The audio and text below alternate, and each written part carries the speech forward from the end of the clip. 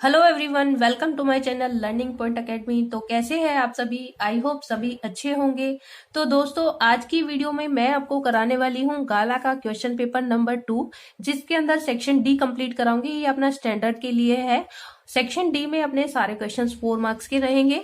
तो चलिए अपने क्वेश्चन की तरफ में। Question number 47, draw a triangle A B C with sides B C 6 centimetre, A B 5 centimetre and angle A B C जो है वो 60 डिग्री का बनाना है। Then construct a triangle whose sides are 3/4 of the corresponding sides of the triangle A B C. Write the steps of the construction. तो सबसे पहले construction का क्वेश्चन है, राइट। तो इसमें साइड क्या है? बीसी साइड अपने को क्या लेनी है? 6 सेंटीमीटर की लेनी है, राइट। तो यहाँ पे मैं आपके लिए ये स्केल लिया। अब ये स्केल पे मैंने यहाँ पे 6 सेंटीमीटर की एक लाइन ले ली है, ठीक है। तो ये 6 सेंटीमीटर की एक लाइन ड्रॉ की मैंने यहाँ पे, राइट। अब देखिए ये साइड क्या है अपनी? बी सी है, ठीक है। तो इसको नाम दिया हमने बी और इसको नाम दिया हमने सी। अब क्या लेना है? ए बी जो साइड है वो 5 सेंटीमीटर लेनी है। उससे पहले क्या दे रखा है कि जो एंगल ए बी सी है ना, यानी कि बी एंगल जो है वो 60 डिग्री का बनाना है। तो यहाँ पे ये जो बी पॉइंट है ना, इसके ऊपर आपको 60 डिग्री का एंगल ड्रॉ करना है। तो आप एक आर्क लेंगे इस तरीके से और एक ही आर्क लगाएंगे यहाँ पे, क्योंकि जो फर्स्ट आर्क आती है वो 60 डिग्री की होती है।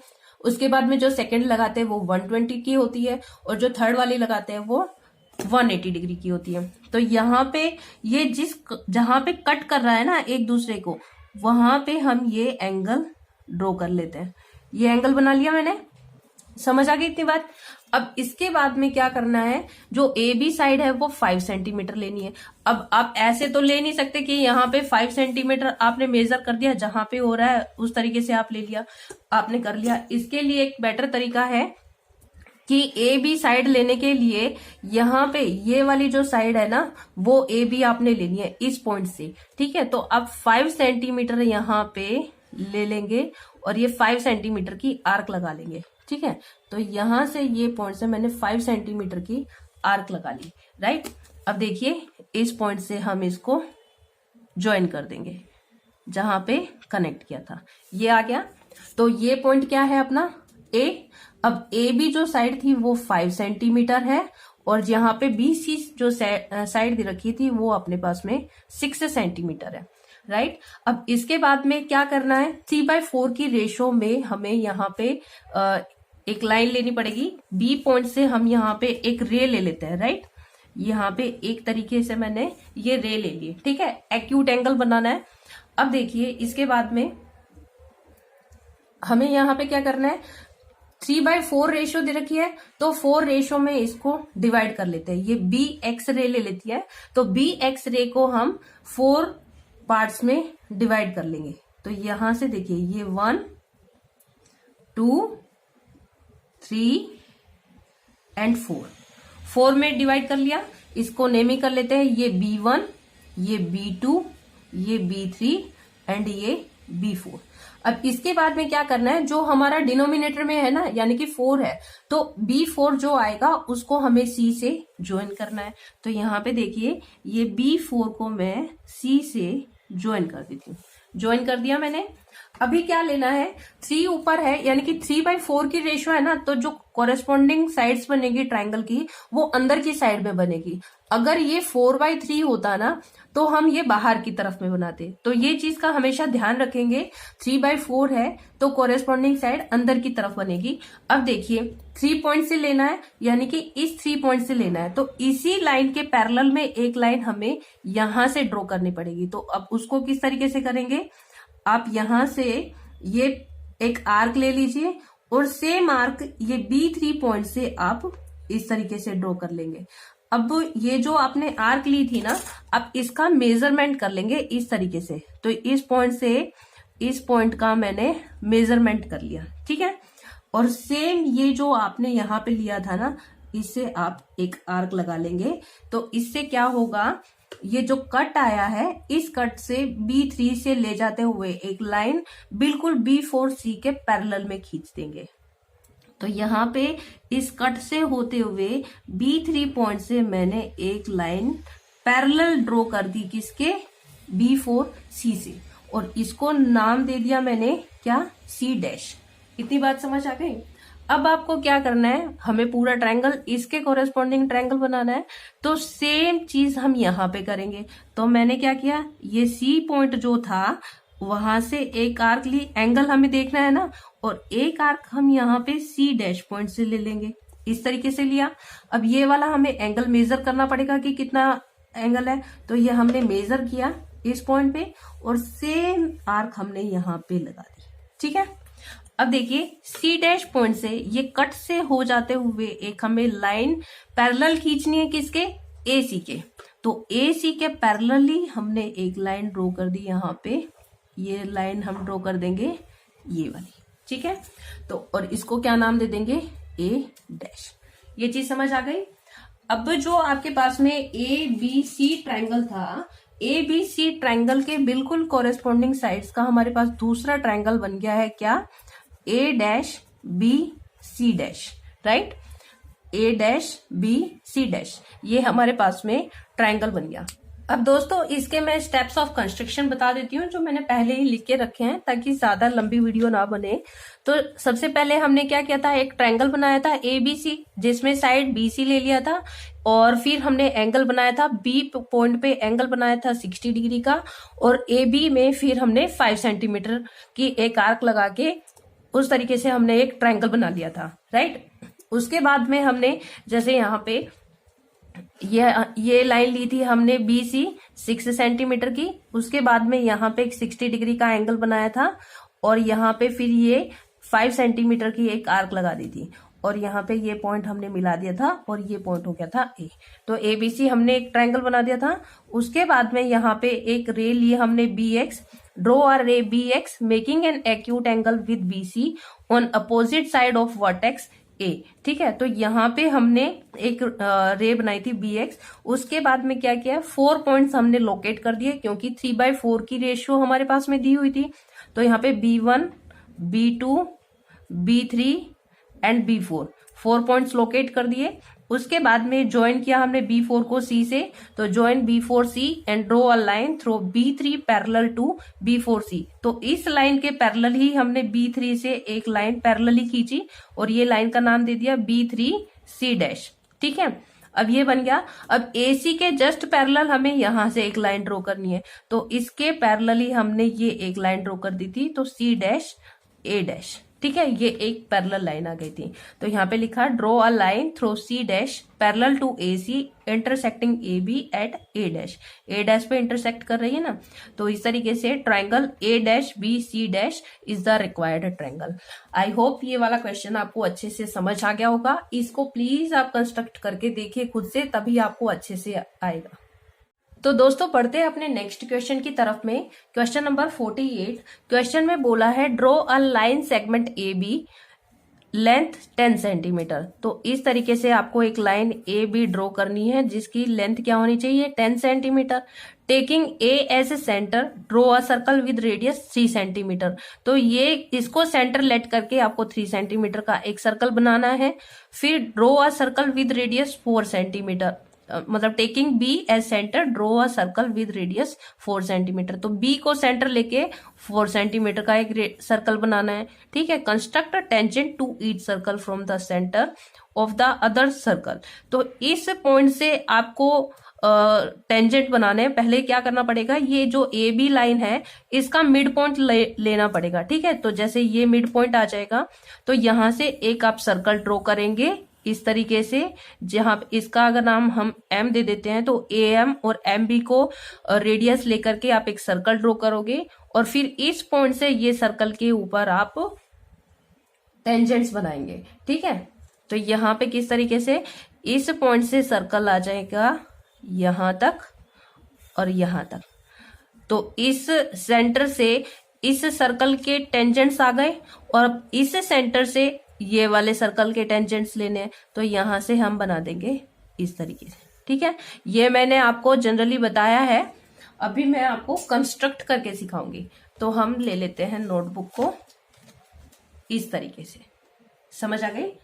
अब देखिए कितने सेंटीमीटर की लाइन लेनी थी हमें, 10 सेंटीमीटर की। तो यहां से मैं ये 10 सेंटीमीटर की एक लाइन ले लेती हूँ, ठीक है।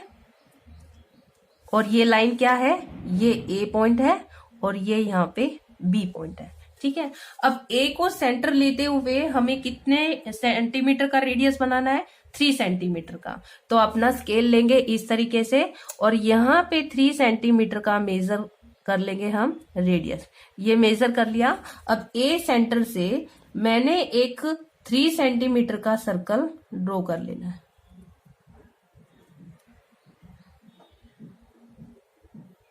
ये ड्रॉ कर लिया। अब इसके बाद में बी को सेंटर लेते हुए हमने कितने सेंटीमीटर का बनाना है, 4 सेंटीमीटर का सर्कल बनाना है। तो अपना स्केल लेंगे फिर से और यहाँ पे 4 सेंटीमीटर का मेजरमेंट ले लेंगे, इस तरीके से लिया। अब ये बी को सेंटर लेते हुए हमने यहाँ पे सर्कल बना लेना है 4 सेंटीमीटर का।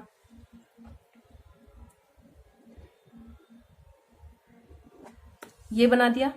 अब हमें क्या करना है, ये जो अपनी ए बी लाइन है, ए बी लाइन का मिड पॉइंट लेना है। तो मिड पॉइंट ऐसे तो स्केल से सीधा सीधा नहीं ले लेंगे, हमें क्या करना है, हमें अपना राउंडर आधे से ज्यादा खोलना है। मतलब 10 सेंटीमीटर की लाइन है तो आधे से ज्यादा खोलना है।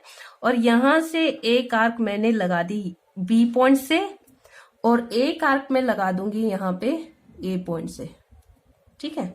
ये छोटा पड़ गया तो यहाँ पे बी से हम फिर से लगा देते हैं, ठीक है। तो ये आर्क लगाई हमने इस तरीके से।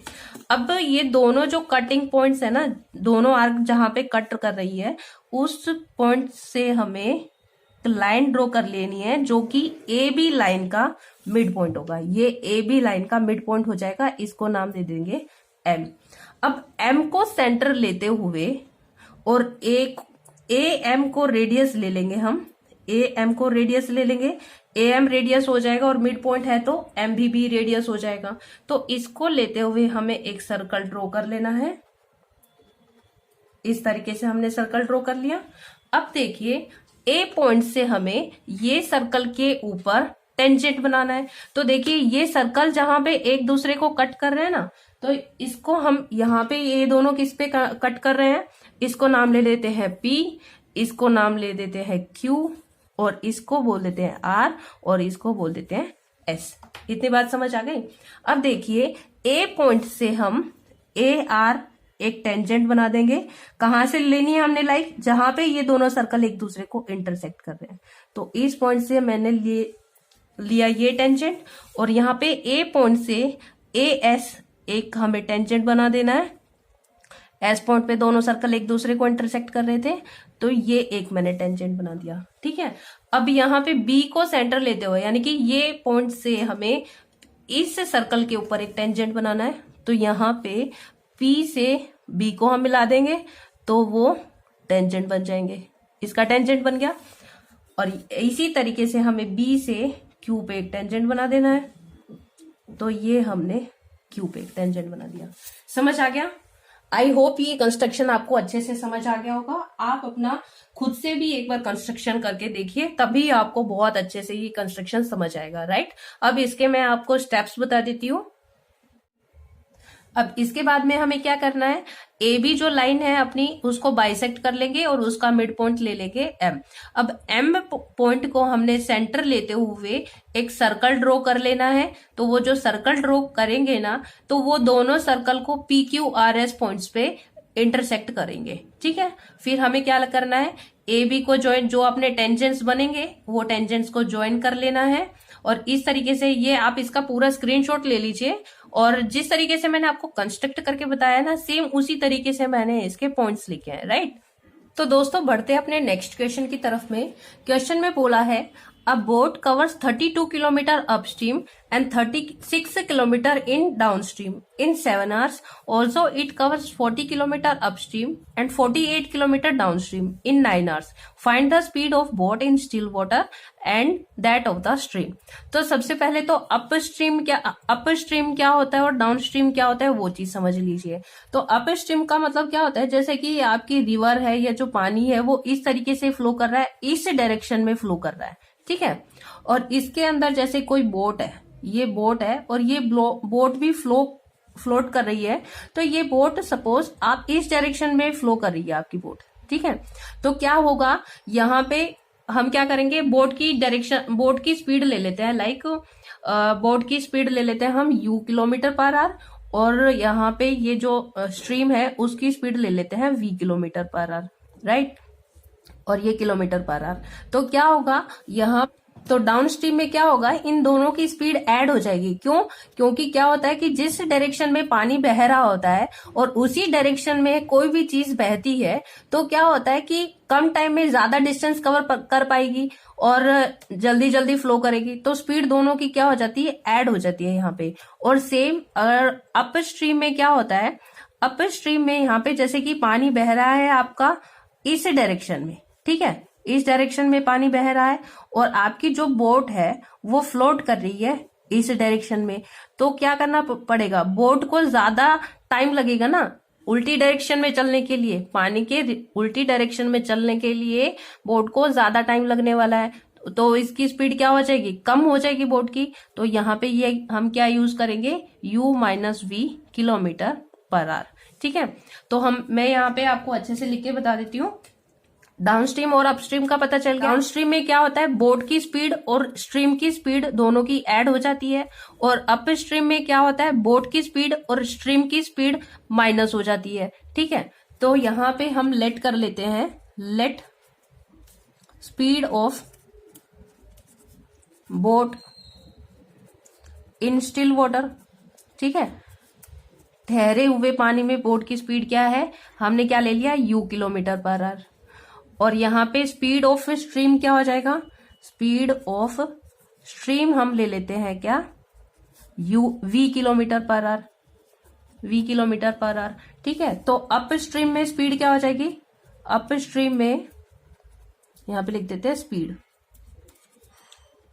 इन अप स्ट्रीम, तो क्या हो जाएगा, u minus v kilometre per hour, right. और स्पीड इन डाउन स्ट्रीम क्या हो जाएगा हमारे पास में, ये हो जाएगा, ऐड हो जाएगा, तो u प्लस में v किलोमीटर पर आवर, ठीक है। अब ये चीज समझ आ गई।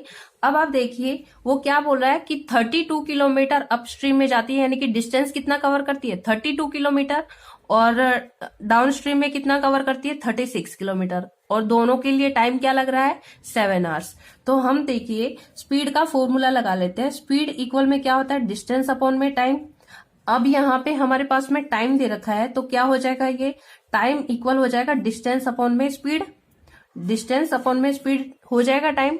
तो यहाँ पे हमारी जो इक्वेशन बनेगी वो इस तरीके से लिखेंगे कि 32 किलोमीटर चल रहा है वो अप स्ट्रीम में, और अप स्ट्रीम की स्पीड कितनी थी अपनी, u माइनस वी, प्लस में 36 किलोमीटर चल रहा है वो डाउन स्ट्रीम में, और डाउन स्ट्रीम की स्पीड कितनी थी, u plus v kilometre per hour, और दोनों के लिए टाइम कितना लग रहा है, 7 आवर्स का, ठीक है। तो ये हमारी इक्वेशन 1 बन जाएगी। अब इसी तरीके से हमें सेकंड इक्वेशन बनानी है। 40 किलोमीटर कवर कर रहा है अप स्ट्रीम में, तो अप स्ट्रीम में 40 अपॉन में ये क्या हो जाएगा, u माइनस वी, क्योंकि अप स्ट्रीम में है, और 48 किलोमीटर है डाउन स्ट्रीम में, तो 48 किलोमीटर आ जाएगा यहाँ पे डाउन स्ट्रीम में, और दोनों के लिए टाइम कितना लग रहा है, 9 आवर्स। तो ये हो जाएगी हमारी इक्वेशन 2। अब देखिए यहाँ पे, अब नीचे अपॉन में इसके वेरिएबल्स है, तो अपॉन में जब वेरिएबल्स आएंगे तो ये लीनियर इक्वेशन को क्या आप सॉल्व कर पाएंगे, नहीं कर पाएंगे। तो हम क्या लेट कर लेते हैं यहाँ पे कि 1 अपॉन में u माइनस वी जो है उसको हम लेट कर लेते हैं x, और 1 अपॉन में u प्लस वी जो है उसको लेट कर लेते हैं y। इतनी बात समझ आ गई। अब यहाँ पे 1 अपॉन में u माइनस वी जो है इसको लिखेंगे तो ये क्या आ जाएगा, 32x हो जाएगा, यानी कि इसके यहाँ पे 1 ले लेते हैं तो ये इतना पार्ट क्या हो जाएगा, x, तो 32x प्लस सिमिलरली यहाँ पे लिखेंगे तो 36y इक्वल में 7, और यहाँ पे देखिए ये हो जाएगा 40x प्लस में 48y इक्वल में 9। दो इक्वेशन आ गई, इसको इक्वेशन 3 नाम दे देते हैं और इसको इक्वेशन 4 बोल देते हैं। अब इसको हम एलिमिनेशन मेथड से सॉल्व कर लेंगे। एलिमिनेशन मेथड से सॉल्व करने के लिए यहाँ पे 32 है तो इसको मल्टीप्लाई कर लेते हैं 40 से, और जो 40x है यहाँ पे, तो इन दोनों को सिमिलर करने के लिए हमें क्या करना पड़ेगा, इसको 32 से मल्टीप्लाई कर लेते हैं। जो इक्वेशन 4 है उसको हम मल्टीप्लाई कर लेते हैं 32 से। ठीक है। अब जब हम मल्टीप्लाई करके लिखेंगे यहाँ पे, तो 40 से 32 को हमने मल्टीप्लाई करना है, तो क्या आएगा 0, 4 2 जा 8 और 4 3 जा 12, x आ गया प्लस में। अब 40 को हमने इससे भी मल्टीप्लाई करना है, तो इससे जब करेंगे तो 4 0, तो ये आ जाएगा 1440। y इक्वल में यहाँ पे इन दोनों को मल्टीप्लाई करेंगे तो ये आ गया 280। अब 32 को हम 40 से मल्टीप्लाई करेंगे तो सेम आएगा 1280 x प्लस। अब देखिए 32 को हम 48 से मल्टीप्लाई करेंगे तो ये अपने पास में क्या आएगा 1536 y इक्वल में 9 को 32 से मल्टीप्लाई करेंगे तो ये अपने पास में आ जाएगा 288। ठीक है। अब इस इक्वेशन में से ये इक्वेशन को सब्ट्रैक्ट कर देंगे तो सबके साइन क्या हो जाएंगे, चेंज हो जाएंगे। तो यहां से ये दोनों कैंसिल आउट, यहां से क्या बचेगा, ये आएगा आपके पास में 96y आ जाएगा और इक्वल में, और ये माइनस का आएगा और यहां से क्या -288 में से 280 माइनस करेंगे तो माइनस का 8 आ जाएगा। तो y की वैल्यू हमारे पास में क्या आ जाएगी -8 अपॉन में -96, कैंसिल करेंगे तो 1 अपॉन में 12 आ गया। ठीक है। अब इसी तरीके से हमने क्या करना है, एक इक्वेशन में वैल्यू पुट कर लेंगे, या तो आप 3 में पुट कर लो या तो आप 4 में पुट कर लो, और वहां से हमें क्या निकालनी है, x की वैल्यू निकालनी है। ठीक है। तो मैं यहाँ पे इक्वेशन 3 में पुट करती हूँ, तो यहाँ पे लिखेंगे put in equation, put y in equation 3। ठीक है। तो ये क्या हो जाएगा 32x प्लस 36 इंटू 1/12 इक्वल 7। तो यहां से ये कैंसिल आउट 3 पे, तो क्या आ जाएगा 32x प्लस 3 इक्वल 7। तो यहां से देखिए 32x इक्वल में 7 माइनस 3, तो क्या आएगा हमारे पास 32x इक्वल 4। हमें x की वैल्यू चाहिए तो 4 अपॉन में 32, और x की वैल्यू हमारे पास इससे क्या आ जाएगी 1 अपॉन में 8। ये दोनों चीजें समझ आ गई। अब देखिए हमारे पास x की और y की वैल्यू आई है, लेकिन हमने 1/u माइनस v को x माना था और 1/u प्लस v को y माना था। तो अब देखिए इसके बाद हमें क्या करना है, 1 अपॉन u माइनस v किसके इक्वल आया, 1 अपॉन x के, x के, और 1 x अपने पास में क्या आया है यहाँ पे 1/8। इसको क्रॉस मल्टीप्लाई करेंगे तो क्या आएगा यहाँ पे 8 इक्वल u माइनस v। इसको इक्वेशन क्या दे देते हैं, 5 का नाम दे देते हैं। और इसी तरीके से यहाँ पे पुट करेंगे तो ये क्या आ जाएगा अपने पास में 1 अपॉन में u प्लस में v इक्वल में 1 अपॉन में 12 आई थी y की वैल्यू, तो 1 अपॉन में 12। अब इसको क्रॉस मल्टीप्लाई करेंगे तो क्या आएगा 12 इक्वल में u प्लस v, इसको नाम दे देते हैं इक्वेशन 6। अब जो इक्वेशन 5 और 6 है उन दोनों को सॉल्व करेंगे हम, तो यहाँ पे लिखेंगे u माइनस v इक्वल 8 और यहाँ पे u प्लस v इक्वल 8, क्योंकि दो लीनियर इक्वेशन बन गई। दो लीनियर इक्वेशन को आप जिस तरीके से सोल्व करते हो आपको वैसे ही सोल्व करना है। तो ये माइनस u है और माइनस v है और ये प्लस v है, दोनों कैंसिल आउट। यहाँ पे क्या आ जाएगा 2u इक्वल ये कितना आ जाएगा हमारे पास 20। तो u अपने पास क्या आ गया 10, राइट। अब u की वैल्यू आप कोई भी एक इक्वेशन में पुट कर दो, वहां से y की वैल्यू v की वैल्यू आ जाएगी। तो हम इक्वेशन 6 में पुट कर देते हैं, तो यहाँ पे लिखेंगे पुट u इन इक्वेशन 6। ठीक है। तो यहाँ पे पुट करेंगे तो 12 इक्वल में u अपने पास कितना है 10 प्लस v, तो v अपने पास क्या आ जाएगा 12 माइनस 10। तो v अपने पास क्या आ जाएगा 12 माइनस 10, तो यहाँ पे v की वैल्यू आ जाएगी 2 किलोमीटर पर आवर। ठीक है, किलोमीटर पर आवर। तो यहाँ पे जो स्पीड ऑफ बोट है इन स्टिल वाटर वो आ जाएगी 10 किलोमीटर पर आवर, और जो स्पीड ऑफ स्ट्रीम है वो आ जाएगी 2 किलोमीटर। ये स्ट्रीम का आ गया है और ये बोट का आ गया है इन स्टिल वाटर में। क्वेश्चन नंबर 50, क्वेश्चन में बोला है from the top of a 7 metre high building the angle of elevation of the top of a cable tower is 60 degree and the angle of depression of its foot is 45 degree. Determine the height of the tower. तो क्या बोला है कि यहाँ पे एक building ले लेते हैं। ठीक है। तो ये बिल्डिंग की जो हाइट दी है, यहाँ पे ये बिल्डिंग हमने ली और ये जो बिल्डिंग की हाइट दे रखी है वो कितनी है 7 मीटर, और यहाँ पे एक टावर है तो टावर की हाइट ज्यादा होती है, राइट। ये हमने लिया क्या टावर। तो ये टावर की हाइट जो है वो हमें नहीं दे रखी है, वो बतानी है। तो यहाँ पे बिल्डिंग के टॉप से जो टावर का टॉप है उसका एंगल ऑफ एलिवेशन दे रखा है कितना, 60 डिग्री। तो यहाँ पे इस तरीके से हम कर लेंगे। तो ये दे रखा है 60 डिग्री, ठीक है। अब बिल्डिंग के टॉप से एंगल ऑफ डिप्रेशन दे रखा है टावर के फुट का। तो एंगल ऑफ डिप्रेशन किस तरीके से लेंगे, इस तरीके से। और डिप्रेशन का एंगल हमेशा क्या बनता है, ऊपर की तरफ में। तो ये दे रखा है 45 डिग्री का। ये सरफेस को मैं मिला देती हूँ। तो ये एंगल ऑफ डिप्रेशन जो होता है वही एंगल ऑफ एलिवेशन होता है नीचे से। तो यहाँ पे ये एंगल क्या हो जाएगा, 45 डिग्री का। अब देखो इनका नेमिंग कर लेते हैं, ये ए बी सी डी और ई, ठीक है। इस तरीके से कर लिया। अब हमें क्या लेना है, टावर की हाइट निकालनी है। तो जो निकालना है वही हम लेट कर लेते हैं। Let height of tower is H metre ले लेते हैं, ठीक है। एच मीटर ले लिया हमने। तो यहाँ पे देखिए बी डी अगर 7 मीटर है तो सीई भी क्या हो जाएगा, 7 मीटर हो जाएगा, यहाँ से 7 मीटर। और यहाँ पे ये ए पूरे टावर की हाइट मैंने क्या ली है, एच ली है। तो यहाँ पे क्या लिखेंगे, B D is equal to CE equal to 7 metre. और ये जो डिस्टेंस है, ये डिस्टेंस भी मैं निकाल लेती हूँ यहाँ पे। ये भी हम लेट कर लेते हैं।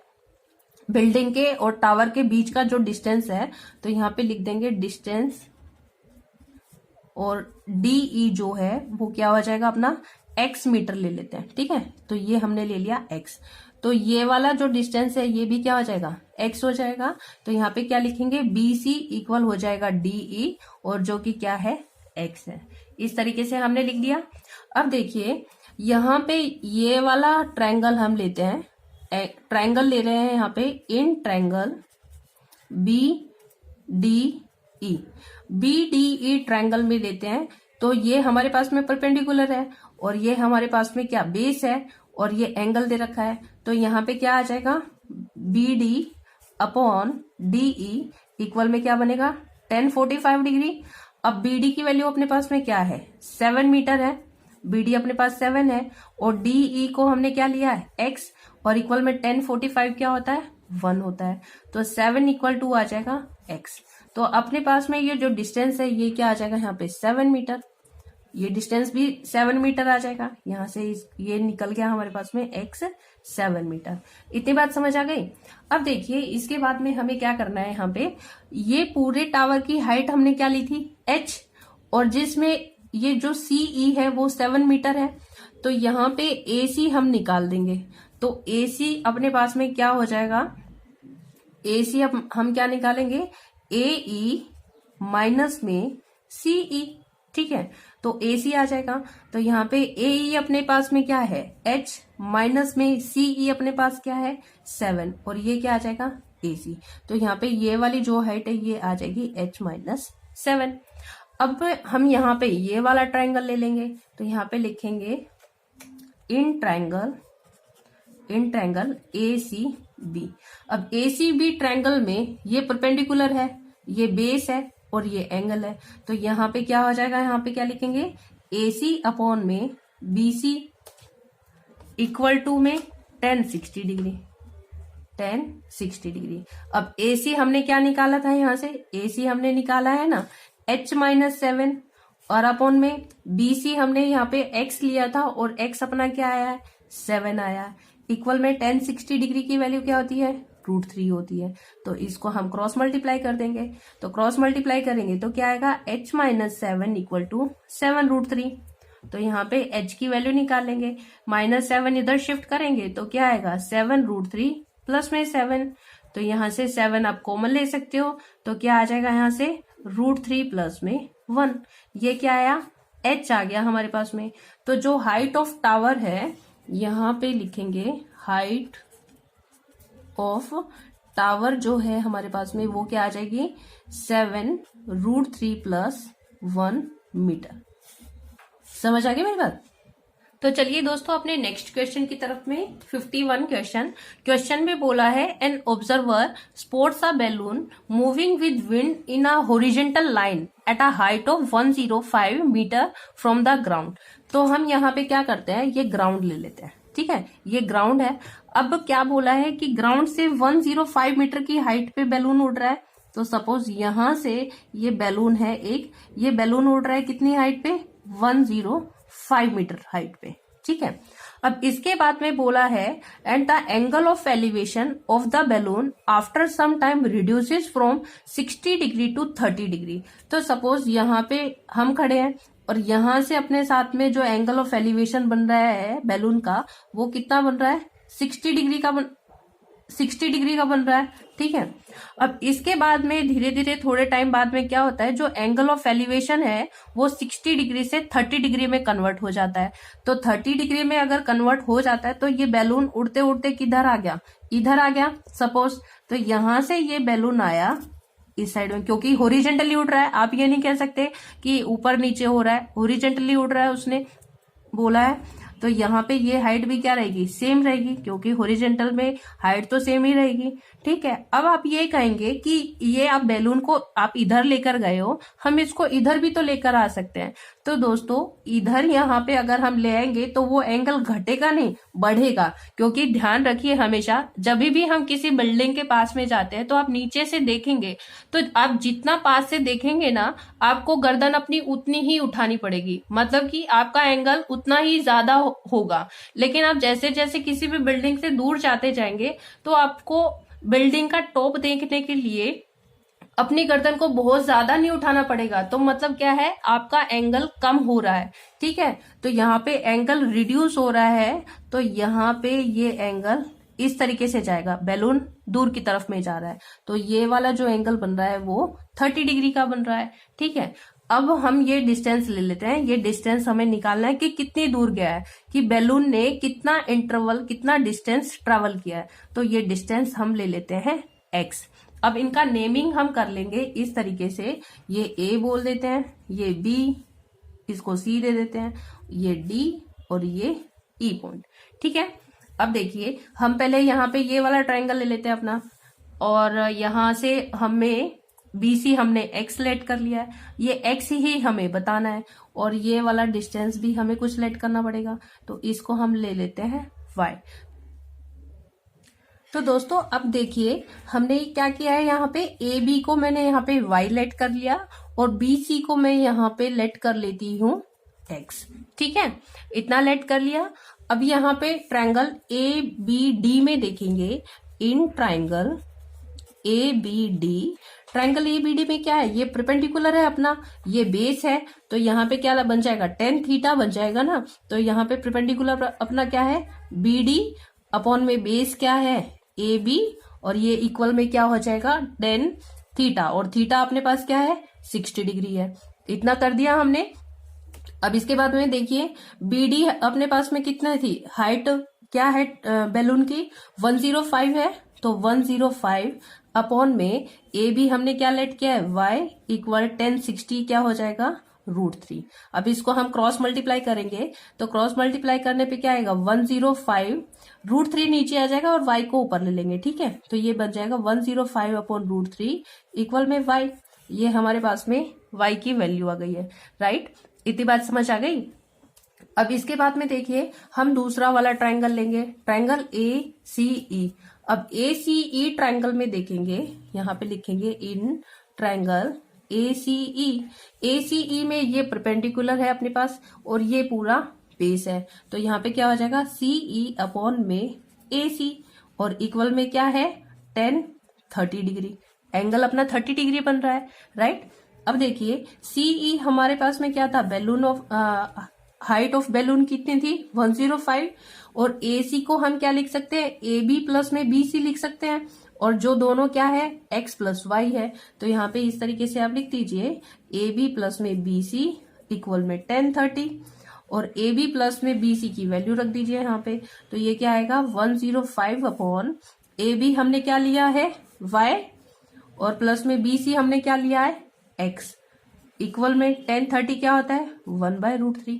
अब इनको हम क्रॉस मल्टीप्लाई करेंगे, क्रॉस मल्टीप्लाई करेंगे तो क्या आएगा, 105 इंटू √3 और इक्वल में x प्लस में y, ये आ गया। अब हम आगे क्या कर सकते हैं, x प्लस y आ गया, तो यहाँ पे हम y की वैल्यू पुट कर देते हैं, क्योंकि y अपने पास क्या आया था 105/√3 आया था। तो यहाँ पे 105√3 इक्वल में x प्लस में y की वैल्यू रख दी हमने 105/√3, राइट। अब देखिए इसके बाद में हम किस तरीके से सिंप्लीफाई करेंगे। ये कांस्टेंट वाला पार्ट है तो इसको उठा के हम इधर शिफ्ट कर देंगे। तो ये क्या आएगा 105√3 माइनस में 105/√3 और इक्वल में x, ये आ गया।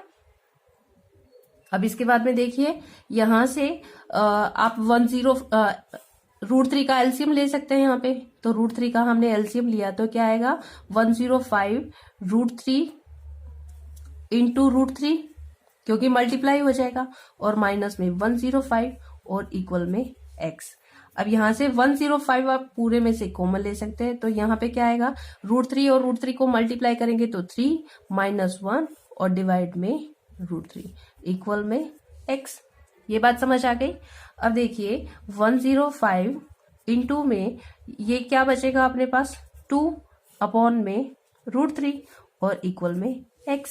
अब √3 का हम क्या कर सकते हैं रैशनलाइज कर सकते हैं। तो 105 इंटू 2 और हम √3 का रैशनलाइज करेंगे तो अपॉन में √3 है तो √3 से मल्टीप्लाई और √3 से डिवाइड करना पड़ेगा और इक्वल में x।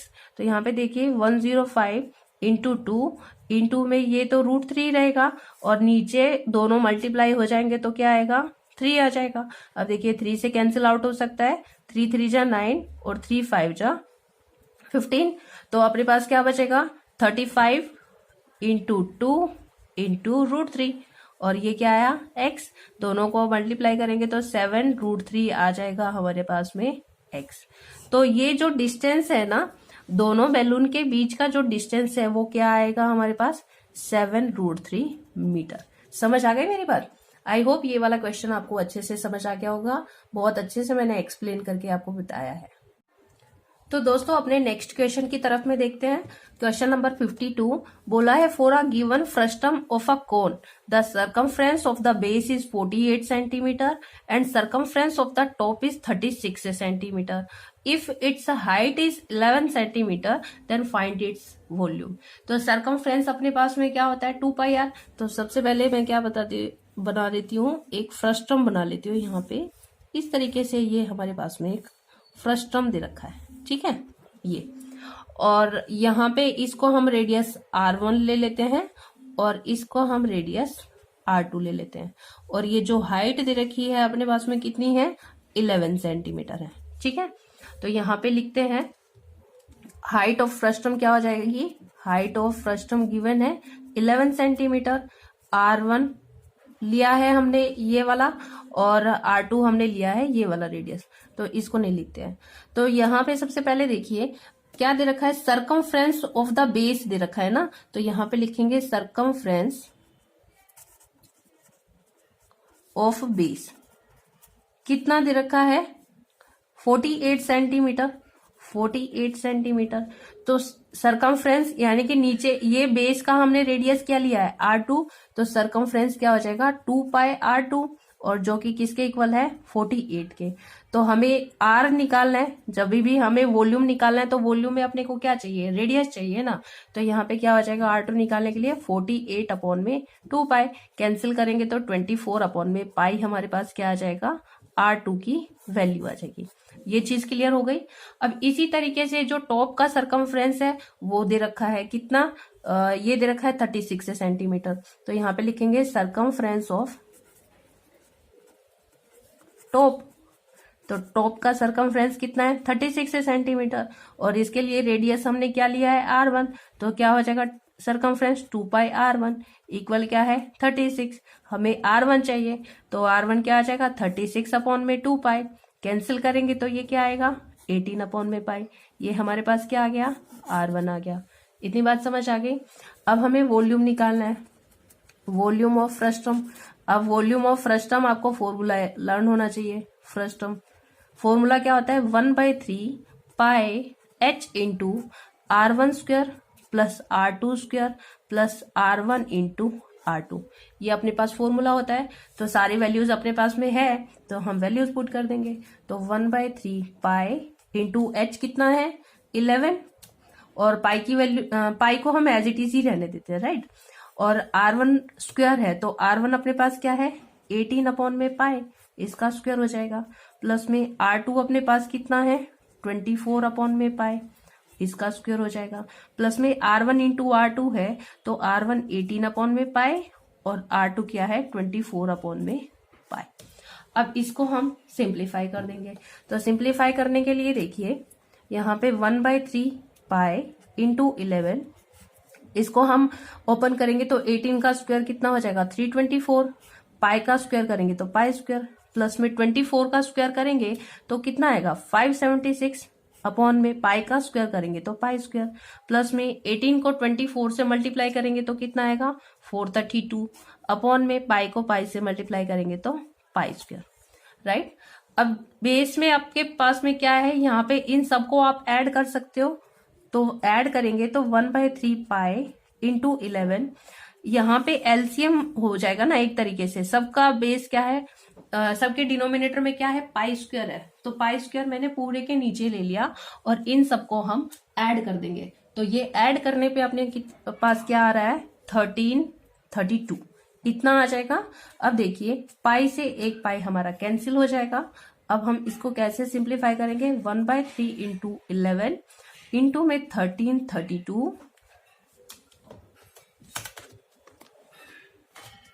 32 अपॉन में पाई है तो पाई की हम वैल्यू रख देंगे तो क्या आएगा 22/7 आएगा। तो 7 हमारा रेसिप्रोकल हो जाएगा, राइट। अब जो कैंसिल होता है उसको हम कैंसिल कर सकते हैं। तो 11 से कैंसिल हो गया 2 पे, ये 2 से कैंसिल हो जाएगा 2 6 12, 2 6 12, 2 6 12। अब ये 3 से कैंसिल हो जाएगा तो 3 2 जा 6, 3 2 जा 6, 3 2 जा 6। तो अपने पास क्या आएगा 222 इंटू में 7। अब इसको मल्टीप्लाई हम करेंगे तो मल्टीप्लाई करने पे अपने पास क्या आ जाता है, यहाँ पे ये आ जाता है 54 सेंटीमीटर क्यूब। वॉल्यूम की यूनिट क्या होती है अपने पास में सेंटीमीटर क्यूब, यानी कि क्यूबिक यूनिट होता है, राइट। तो दोस्तों अपना नेक्स्ट क्वेश्चन देखते हैं 54। गिवन है in a triangle ABC AD BE and CF are the medians, और हमें ये प्रूव करना है क्या कि 4 टाइम्स ऑफ जो भी मीडियन है आपको इनके स्क्वायर का सम और इक्वल होना चाहिए 3 टाइम्स ऑफ जो ये ट्राइंगल के साइड्स रहेंगे इनके स्क्वायर के। कहने का मतलब ये है कि इस तरीके से अगर मैं एक ट्राइंगल लेती हूँ, ये मैंने ABC एक ट्राइंगल लिया। अब AD इसके ऊपर एक मीडियन पड़ा हुआ है, B यहाँ पे एक मीडियन पड़ा हुआ है और CF यहां से एक मीडियन है, ठीक है। तो ये मीडियन है, मीडियन मीन्स की मिड पॉइंट है। अब मिड पॉइंट है तो आप ऐसा बोल सकते हो जैसे यहाँ पे D मिड पॉइंट है, ठीक है। तो मिड पॉइंट है तो BD इक्वल हो जाएगा CD के, ठीक है। तो यहाँ पे हम लिखते हैं कि BD इक्वल हो जाएगा DC के, और इसको हम क्या लिख सकते हैं BC का हाफ लिख सकते हैं, है ना। क्योंकि BC देखो, BC को क्या लिख सकते हो आप BD प्लस में DC, और ये दोनों इक्वल है तो BC इक्वल में क्या हो जाएगा BD प्लस में BD, इस तरीके से लिख सकते हैं, है ना। अब BC को क्या लिख दोगे आप ट्वाइस ऑफ BD। अब हमें खाली BD चाहिए तो BD क्या हो जाएगा 1/2 ऑफ BC, इस तरीके से लिख सकते हैं ना। तो यहाँ पे जैसे BD हाफ BC के इक्वल है, ऐसे DC भी हाफ BC के इक्वल हो जाएगा। तो यहाँ पे क्या लिख देंगे 1/2 ऑफ BC। अब इसी तरीके से ये वाली लाइन में देखिए AF इक्वल हो जाएगा FB के और इक्वल हो जाएगा 1/2 ऑफ AB, ये AB लाइन हो जाएगी। इसी तरीके से ये वाली साइड में देखेंगे तो यहाँ पे क्या होगा AE इक्वल में EC इक्वल में हाफ ऑफ AC स्क्वायर। तो यहाँ पे लिखेंगे half of AC square, AC only, square नहीं है, ठीक है। तो अब देखिए, अब मैं अगर इनका स्क्वायर अगर मुझे चाहिए तो मैं उनका स्क्वायर करके भी लिख सकती हूँ ना। तो स्क्वायर करके कैसे लिखेंगे कि BD स्क्वायर इक्वल में 1/4 ऑफ BC स्क्वायर, मतलब दोनों तरफ मैंने स्क्वायर लिख दिया। यहाँ पे BD भी आ जाएगा और DC हम लिखना चाहेंगे तो DC स्क्वायर भी आ जाएगा, अगले में लिख देंगे। चलो तो यहाँ पे क्या लिख देंगे AF स्क्वायर इक्वल में FB स्क्वायर इक्वल क्या हो जाएगा 1/4 ऑफ AB स्क्वायर, दोनों तरफ में स्क्वायर कर दिया हमने, ठीक है। और ऐसे ही यहाँ पे AE square equal EC square equal में हो जाएगा 1/4 ऑफ AC स्क्वायर। अब इतनी चीज समझ आ गई। अब एक बात देखिए, इसके आगे करने के लिए हमें ये चीज प्रूफ करने के लिए हमें एक थ्योरम का ध्यान रखना पड़ेगा। वो थ्योरम में ये है, जैसे एडी हमारे पास मीडियन है, ठीक है, यहाँ पे लिखते हैं एडी इज अ मीडियन।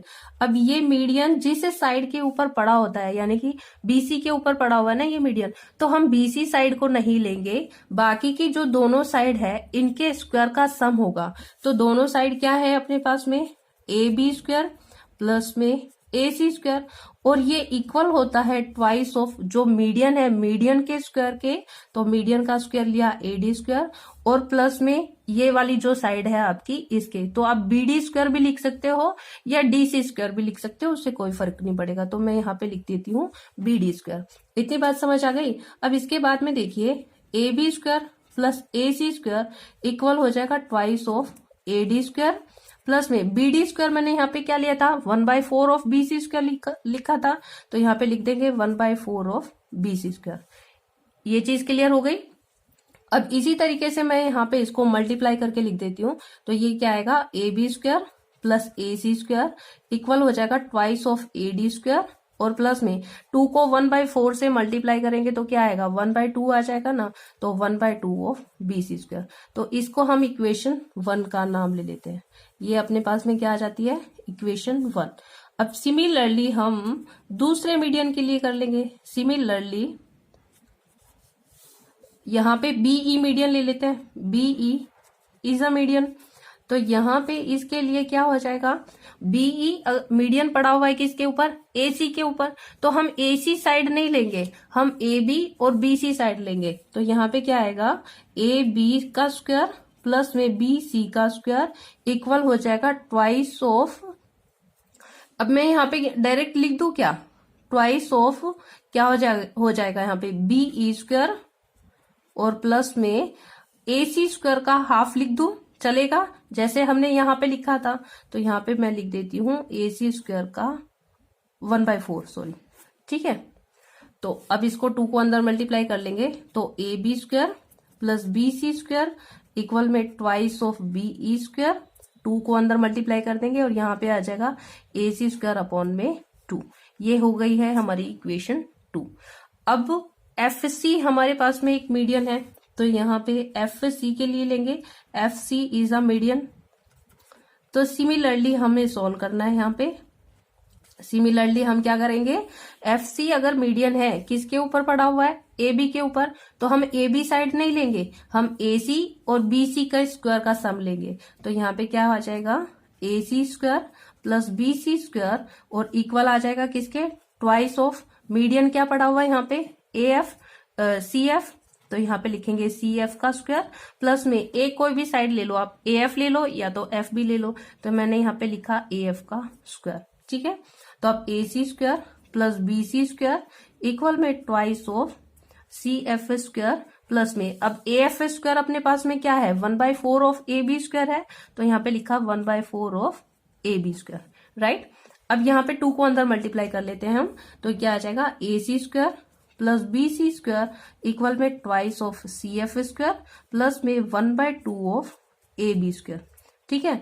तो यहाँ पे ये आ गई है हमारी इक्वेशन 3, ये इक्वेशन 3 हो गई, और यहां से ये वाली हमारी इक्वेशन 2 हो गई थी, राइट। अब हमें क्या करना है, तीनों इक्वेशन को ऐड कर देना है, तो ऐड इक्वेशन 1, 2 एंड 3। जब भी हम इक्वेशन को ऐड करेंगे तो लेफ्ट हैंड साइड में लेफ्ट हैंड साइड ऐड करेंगे, और राइट हैंड साइड में हम राइट हैंड साइड ऐड करेंगे, राइट। तो हम लेफ्ट हैंड साइड में लेफ्ट हैंड साइड को ऐड करेंगे तो क्या आएगा हमारे पास A B square plus A C square plus A B square plus B C square plus A C square plus में बी सी स्क्वायर, ये आ गया। अब राइट हैंड साइड में हम राइट हैंड साइड को ऐड करेंगे, तो मैं एक तरीके से ऐड कर लेती हूँ। यहाँ पे इसको लिख दिया 2AD स्क्वायर, पहले जो 2 का मल्टीपल है ना उनको साथ में लिख देती हूँ और अपॉन वाले को बाद में लिख दूंगी, राइट। तो 2AD स्क्वायर लिख दिया, अब 2BE स्क्वायर लिख देती हूँ, तो यहाँ पे 2BE स्क्वायर प्लस में 2CF स्क्वायर लिख देती हूँ, तो यहाँ पे 2CF स्क्वायर लिख दिया। इतनी चीज समझ आ गई। अब इसके बाद में देखिए हाफ वाले टर्म्स को लिख देंगे। अब इसमें क्या प्लस हो रहा है, half of BC square add हुआ plus half of AC square add हुआ, प्लस में half of A B square add हुआ, कर दिया। इतनी चीज क्लियर हो गई होगी। अब देखिए ए बी स्क्वायर प्लस में ए बी स्क्वायर क्या हो गया यहाँ पे, twice of A B square, A C square plus A C square twice of A C square, अब B C square plus B C square तो twice of B C square. ठीक है, अब ये इक्वल क्या होगा, यहाँ पे 2 कॉमन आ रहा है तो 2 कॉमन ले लेते हैं, तो ट्वाइस कॉमन ले लिया यहाँ पे A D square plus B E square plus में सी एफ स्क्वायर, और प्लस में यहाँ पे क्या आ रहा है 1/2 सब में से कॉमन आ रहा है तो 1/2 मैंने कॉमन ले लिया, तो यहाँ पे क्या बचेगा B C square plus A C square plus में ए बी स्क्वायर। इतनी चीज क्लियर हो गई होगी। अब इसके बाद में देखिए यहाँ पे 2 कॉमन आ रहा है तो इसमें से 2 कॉमन ले लेते हैं, तो twice of A B square plus A C square plus में बी सी स्क्वायर। 2 हमने इस टर्म में से कॉमन ले लिया। अब क्या करना है, ये भी वही है, साइड्स का स्क्वायर है ना, A B square plus B C square plus में ए सी स्क्वायर, तो ये वाले पार्ट को हम क्या करते हैं इधर शिफ्ट कर लेते हैं। शिफ्ट करेंगे तो प्लस का है तो इधर आके क्या हो जाएगा माइनस का, तो माइनस में हाफ ऑफ, यहाँ पे इस तरीके से लिख दूं A B square plus B C square plus क्या बचा ए सी स्क्वायर, और इक्वल में यहाँ पे क्या है twice of A D square plus B E square plus में सी एफ स्क्वायर। ठीक है, अब देखिए इसमें से A B square plus A C square plus B C square पूरा कॉमन आ रहा है तो हम यहाँ से पूरा कॉमन ले लेंगे। कॉमन आएगा तो A B square plus A C square plus में बी सी स्क्वायर हमने कॉमन लिया तो इधर क्या बचेगा 2 माइनस में 1/2, और इक्वल में क्या है 2 इंटू में ए डी स्क्वायर प्लस में बी ई स्क्वायर प्लस में सी एफ स्क्वायर।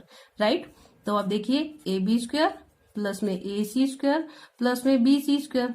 अब यहाँ पे 2 माइनस में 1/2 है तो 2 माइनस में 1/2 को आप सॉल्व करोगे तो क्या आएगा, एलसीएम लोगे 2 तो यहाँ पे 2 2 जा 4 -1 तो क्या आएगा यहाँ पे 3/2 आएगा, तो यहाँ पे 3/2 लिख दिया, और इक्वल में 2 इंटू में A D square plus B E square और प्लस में सी एफ स्क्वायर। अब ये 2 को हम क्या करेंगे इधर क्रॉस मल्टीप्लाई कर देते हैं। क्रॉस मल्टीप्लाई किया तो A B square plus A C square और प्लस बी सी स्क्वायर, और इसके मल्टीप्लाई में क्या है 3 तो 3 को हम आगे लिख देते हैं, और इक्वल में 2 को यहाँ पे क्रॉस मल्टीप्लाई किया तो क्या हो जाएगा 2 2 जा 4 A D square plus B E square plus में सी एफ स्क्वायर। ठीक है, यही चीज हमें प्रूव करनी थी कि 3 टाइम्स ऑफ साइड्स का स्क्वायर इक्वल होना चाहिए 4 टाइम्स ऑफ मीडियन के स्क्वायर के सम के। तो ये हमने यहाँ पे क्या प्रूफ किया है 3 टाइम्स ऑफ साइड के स्क्वायर के सम का इक्वल हो जाएगा 4 टाइम्स ऑफ मीडियन के स्क्वायर के सम का, तो यहाँ पे आ जाएगा हेंस प्रूव्ड। क्लियर हो गया। तो ये वाला क्वेश्चन आप एक बार फिर से रिपीट करके देख सकते हैं। आई होप आज की वीडियो में सारे क्वेश्चंस आपको क्लियर हो गए होंगे। बहुत ही अच्छी तरीके से मैंने आपको एक्सप्लेन करके बताए हैं। तो प्लीज मेरे वीडियो को लाइक करें और जितना हो सके अपने दोस्तों के बीच में शेयर कीजिए मेरे वीडियो को, और मेरे चैनल को सब्सक्राइब कीजिए।